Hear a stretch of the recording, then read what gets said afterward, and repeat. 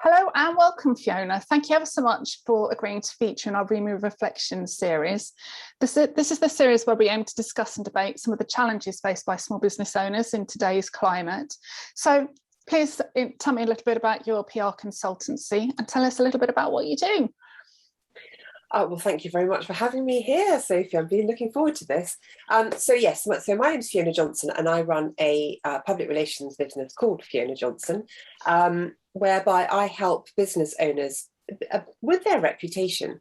So I call myself a reputation builder because reputation is kind of everything in a sense, in the communication sense.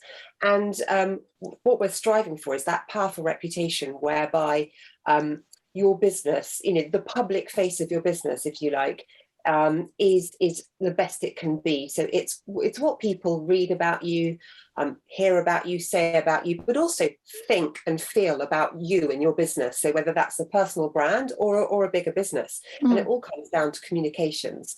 And having a background in public relations and marketing, and working for large corporates, I can bring those together to help business owners with their reputation. It's building that credibility, the trust. It's the know, like, and trust that we all strive for, and having that impact in your marketplace.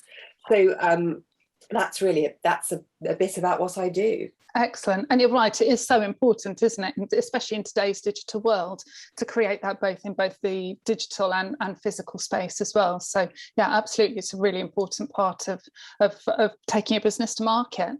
So tell me a bit about your background and what inspired you to set up your business. You mentioned there that you've got a background in PR and marketing, so kind of how did you get to where you are now? Oh, goodness. Well, many, many years ago, I've been working in the industry for a very long time, but very many years ago. So I started out in public relations, and that was back in I think it was the early 90s. And I don't know if you can recall Absolutely Fabulous, but it was, yes. I laugh because that's kind of what it was like for other people, though not for me. So I was working with IBM. So couldn't be more different to that sort of Patsy and Adina. So I cut my teeth in that. But then I also worked in sort of straight marketing, brand building, new business development. I've worked in events, corporate hospitality. So very, very broad background over the years. And I've worked in consultancies and in-house. I've also worked for record companies, so really diverse.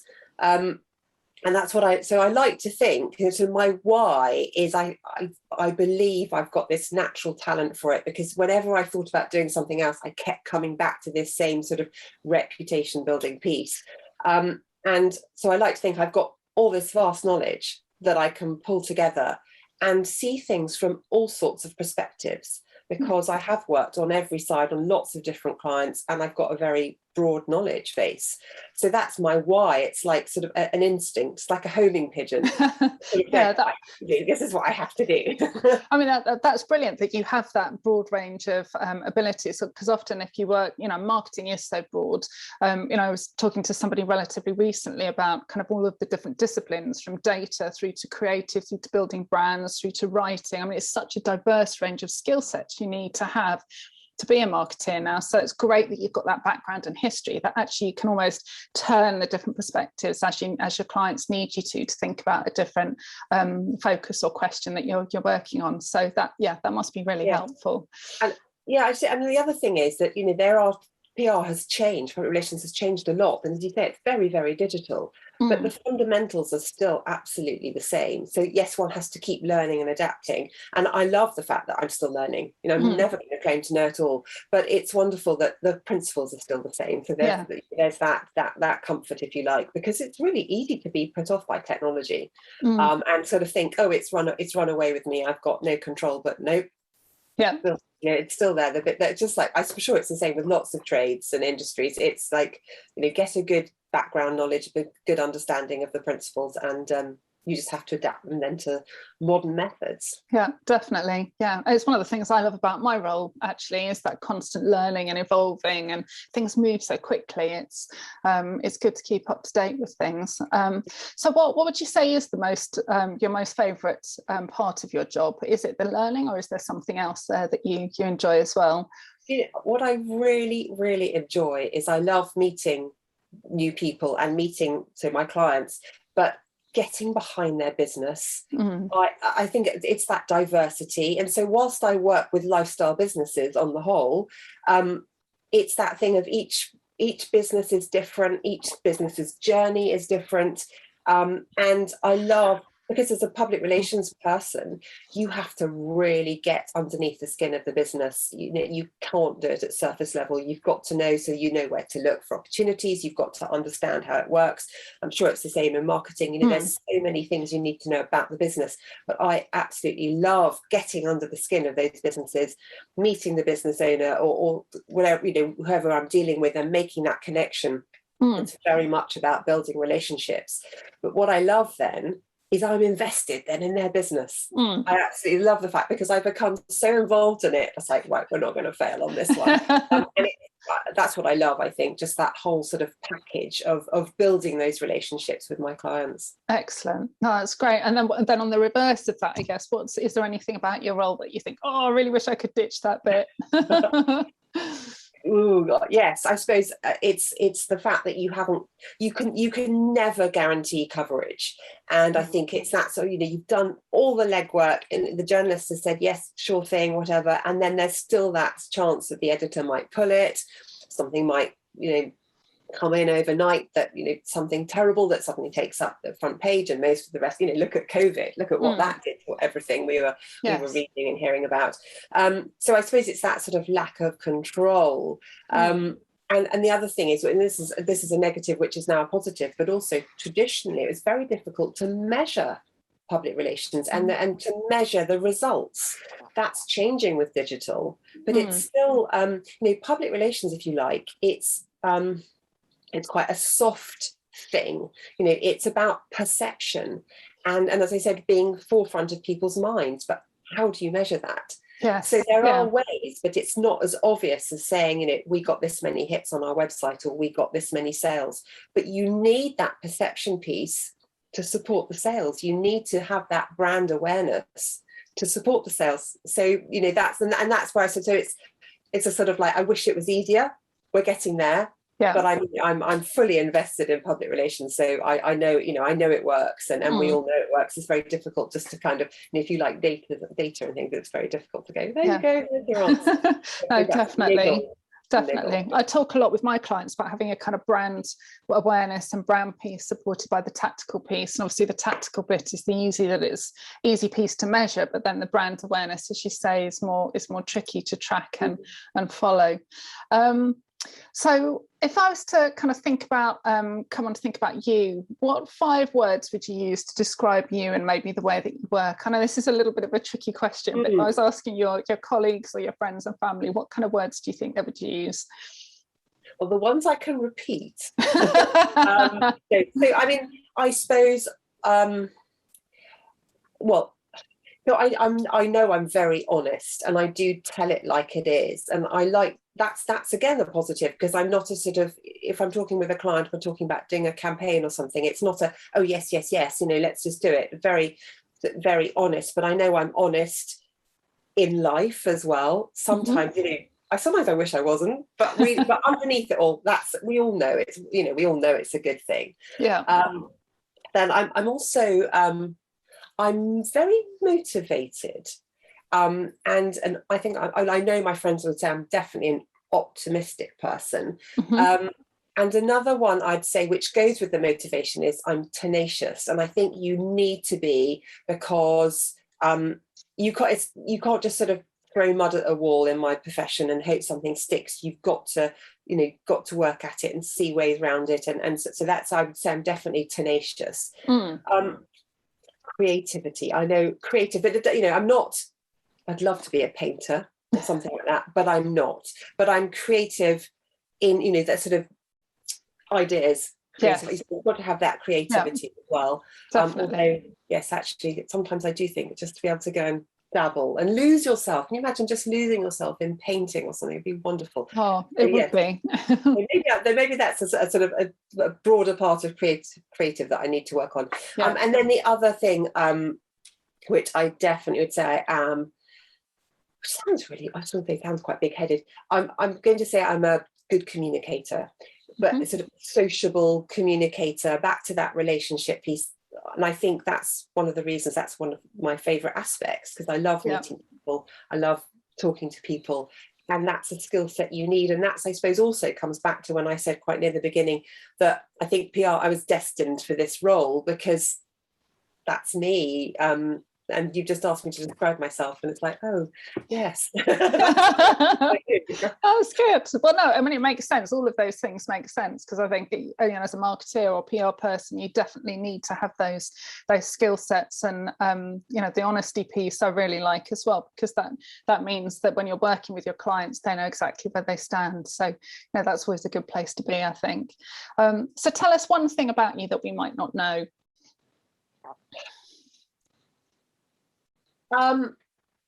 Completely unrelated, but it is something that you might not know unless you follow me on social media, is I've got alpacas as pets. No, I didn't know that.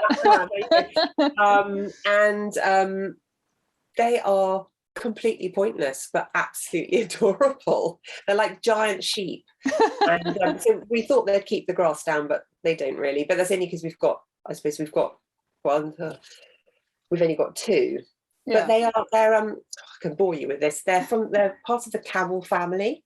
Okay. So they've got that sort of goofy smile, and sort of the whole bendy necks, and very inquisitive, and they're lovely. They're really adorable. Well, and if you ever, have they got names? Yes. You have to bear with me on this one. They're both brown, and they're called Farrow and Bull. Excellent. But yeah, I mean, they're good therapy as well, actually. If you're having one of those days, you can just go and watch. There's something about nature, isn't there, and just going to watch them, and it really kind of brings you back into reality and sort of puts everything in perspective. Yeah, for sure. No, definitely. I think we've just got a puppy recently, as we were just talking about, and that kind of having an excuse to get out into the open air and explore nature definitely is really important, especially at the moment and given recent experiences. So yeah, for sure, definitely. So coming on to think about kind of your experience and background, what's the one thing that you would tell your younger self, or perhaps somebody coming into your industry? What's your words of wisdom, if you like, that you would pass on to others? It's funny how I don't feel I'm at that stage in my life yet to impart wisdom on others, and yet I am.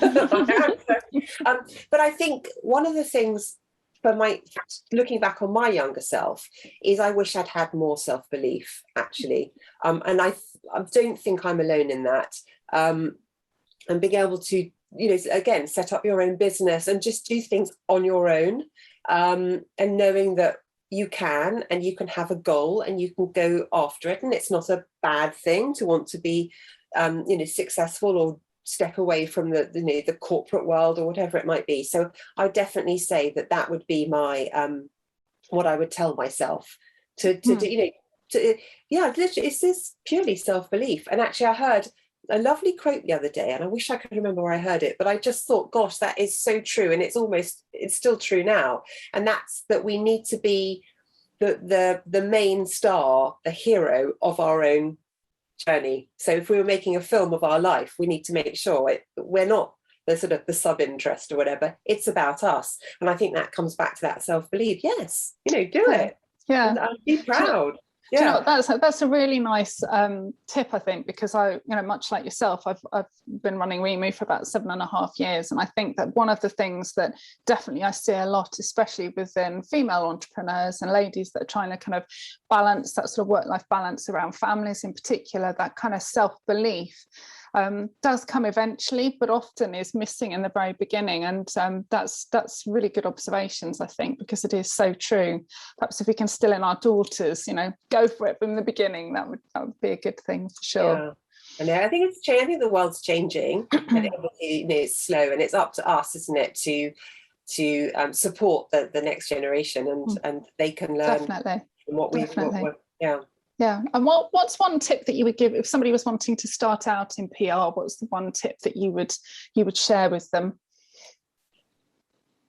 Oh, I suppose it would be, you've got to have the right skill set, and I think that's not necessarily, it is things you can learn. So you can learn them on the job, but I think what might put people off is that they think, oh, I need to be very techie or those kind of things. But actually it's skill sets like in your personality and a passion for the business and a real belief that that's what you want to do. It's not a sort of again, back to the absolutely fabulous. I think people mistakenly or I don't think they do anymore, but there was a time definitely when it was like, oh, I'm in PR, I'm just going to go out for lunch, that kind of thing. Yes. Yeah. And actually it is about building those relationships, but you've just got to get on and do it and experience it. And that's great. Yeah. Excellent, thank you. And I suppose what are the, kind of starting to think about actually moving forward, many small business owners have faced huge numbers of challenges over the last year. And I think the leap forward in the way that we work has had a dramatic impact on the way we work today. But, hopefully things are moving forward in a positive way. But what are the challenges that you would see on the horizon for small business owners over maybe the next 6 months to a year? What kind of things do you see, that maybe your clients are coming up against and are going to be the biggest challenges? So I was thinking about this, and obviously giving myself as an example, I've always worked from home, so therefore working from home hasn't been that strange. But obviously the world pretty much started working from home, so there were lots of learnings then. And actually I always think, now we've done that for 18 months, if not longer, I think the phrase that you're actually sleeping at work almost is more relevant. And so obviously people will go back to work and it will all change again. But that's obviously something we've got to learn with. But I think from a public relations point of view, I think what that means is that's changing the landscape. So it means our audience are changing. It's very difficult before COVID, and I hate referring back to COVID, but before COVID, you kind of had a handle on, thinking about your audience, you had a handle on them. But now audiences have changed, like even how we consume our media has changed. If when there's no commuting, perhaps people are watching more videos, or if we're going back to commuting, does that mean that we're going to be doing more podcasts? All these kind of things are really changing the landscape. And I suppose as a business owner, perhaps we've got to think and delve deeper into what our audience is not only looking for in their communications, but also how they've changed. So that, I think, is something we really need to give some thought to. Yeah, that's really interesting, actually, because I'm talking quite a lot with a number of different clients at the moment about the idea of a hybrid way of working. So the idea that actually people choose when they go into the office, the time they go and work, to be when they're most productive. So you could have some people going in at 5 o'clock in the morning and others going in at 10. So actually, you're right, that kind of optimum time maybe to share an email or a LinkedIn post might be sort of 8:30, 9 o'clock when people are traveling, or sort of 8 o'clock. Actually, those kind of key times are missing because everybody's going to be varying what they're doing and how they're doing. So yeah, that's a good observation. Actually, the way we kind of consume and absorb media is changing, and definitely something to ponder upon. Yes, and I suppose that's sort of if you like, the changing habits. I'm sorry, my dog. My dog's wriggling around in the back. Oh, there we go. Right, I think they've gone. Sorry. So I think that's the. So I think that's the main gist. This whole changing work habits, life habits, lifestyles. So that will impact on your audience. But you're right. So it's even just how we network. And as business owners, networking is absolutely key. So that's changing. And whilst it changed, I think you're right, it's that hybrid. What's happening now, hybrid working, hybrid networking, that's great. And it provides this amazing amount of flexibility. But as marketeers, it adds a new dimension. Or as a business owner, when you're thinking about your marketing, it's just another layer that you've got to address. And actually, it also brings me on to sort of another challenge that we're going to face, and that's things like social media platforms and the tech side. So we've got to keep up to date with tech as business owners, literally from the sort of some sort of technical on screen, I mean, not Zoom, but beyond that, even down to say social platforms, because the way they're being used, the people that are using them are changing. There's a lot of talk about TikTok, and people say, no, TikTok's just for the young generation. Well, it might not be. No. Time. So again, there's all these things. How do you stay on top of this? It's very difficult as a business owner. Definitely, because there's things like Clubhouse as well, which are changing the social media landscape again, because rather than it being static images or video, suddenly it becomes all audible. So it's like your podcast, but it's a live conversation. So all of those things, you're right, they're all changing, and the technology changes so quickly. Keeping up with everything is difficult. So real challenge. And actually, Clubhouse is an interesting one, because when we were in lockdown, I did a lot on Clubhouse, and I found it, again, back to learning. There's so much to learn, so many conversations to have, great networking. You've got to be in it to win it, these kind of things.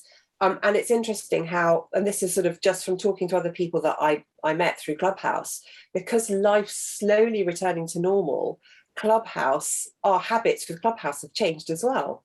So again, that's another learning, and how do you apply that? And it's a minefield, as in we could keep talking about this, it's very deep. But I think there's a lot, if you're not in that sort of marketing sphere and you're running a business, it must be even more daunting. For sure. Yeah, for sure. Brilliant. Well, thank you ever so much for your time today, Fiona. It's been really lovely talking to you. If people would like to learn a little bit more about what you do and get in touch with you, how might they do that? Well, the best way is, through any of the social channels. We just talked about them.